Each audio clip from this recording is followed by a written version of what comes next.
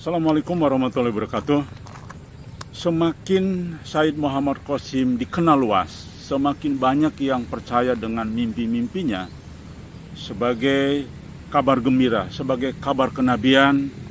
Yang tersisa yaitu mimpi, maka akan semakin banyak seiring sejalan dengan penolakan para alim ulama. Terbukti ada beberapa tokoh alim ulama saat ini yang mulai terang-terangan menolak kebenaran mimpi Said Muhammad Qasim. Itu hal yang wajar, rekan sekalian. Itu adalah hal yang memang sudah dimimpikan oleh Said Muhammad Qasim, bahwa alim ulama mayoritas menolak keberadaan Said Muhammad Qasim, terutama juga isi-isi mimpinya. Padahal kami tahu persis bahwa beliau-beliau sesungguhnya yang berkomentar, menolak dan sebagainya, belum membaca dengan teliti, belum membaca dengan benar apa isi mimpi Said Muhammad Qasim. Bahkan banyak yang keliru. Alim ulama mengatakan, contoh, Said Muhammad Qasim mengaku sebagai Al-Mahdi dan sebagainya, atau jumlah mimpinya juga keliru menyebutkannya, dan berbagai kekeliruan lainnya. Artinya ini bahwa alim ulama hanya melihat kulitnya saja. Itu pun keliru menyimpulkannya. Nah, bagaimana sikap kita yang harus kita lakukan? Alhamdulillah kita sudah sepakat bahwa sesuai dengan pernyataan Gus Baha, mimpi itu lebih otoritatif dari dunia nyata. Mimpi itu lebih benar dari pendapat siapapun, karena mimpi itu dikendalikan oleh Allah Subhanahu wa Ta'ala, terutama mimpi yang baik. Saya punya kitab namanya Hasyiatut Turmusi, dikarang ulama top Indonesia, namanya Syekh Mahfud At-Turmusi. Itu beliau cerita, Imam Al-Amudi itu ulama top, mimpi sama nyata melihat itu otoritatif mimpi.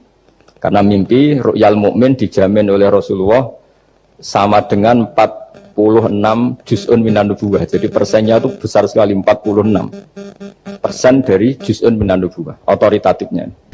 Jadi seluruh informasi yang ada diterima di dalam mimpi seseorang, mimpi yang baik, tentu semua dikendalikan oleh Allah Subhanahu wa Ta'ala, tidak dipengaruhi oleh kepentingan lain. Namun pendapat alim ulama, pendapat siapapun bisa dikendalikan dan dipengaruhi oleh kepentingan yang ada di dalam pribadi, yang ada dalam lingkungan, yang ada dalam lembaga-lembaganya, dan tergantung harokah yang ada. Jadi itu yang pertama. Yang kedua, jangan lupa Nabi Muhammad SAW sudah jelas banyak sekali dalam hadisnya bahwa kabar kenabian itu ada terus sampai akhir zaman dalam bentuk mimpi. Baik, kita lihat lebih tinggi mana kabar kenabian dengan pendapat ulama kontemporer saat ini. Jauh pasti lebih benar kabar kenabian. Kalau pendapat tokoh dan ulama saat ini itu pendapat pribadi atas tafsir-tafsir sesuai dengan pemikirannya, sesuai dengan kemampuannya, sesuai dengan keterbatasannya. Maka tentu jelas prinsip bagi orang-orang yang memahami ini, mimpi yang baik dari Allah Subhanahu wa Ta'ala, insya Allah dijamin 100% benar informasinya, akurat informasinya. Apalagi sudah sangat jelas Rasulullah SAW menyampaikan bahwa kabar kenabian itu masih ada dalam bentuk mimpi. Dan ingat, kata-kata Al-Mahdi itu artinya orang yang dapat petunjuk. Petunjuk di akhir zaman tidak ada lagi kecuali dalam bentuk mimpi. Artinya petunjuk Al-Mahdi itu insya Allah dalam bentuk mimpi. Saya kira demikian. Terima kasih. Wassalamualaikum warahmatullahi wabarakatuh.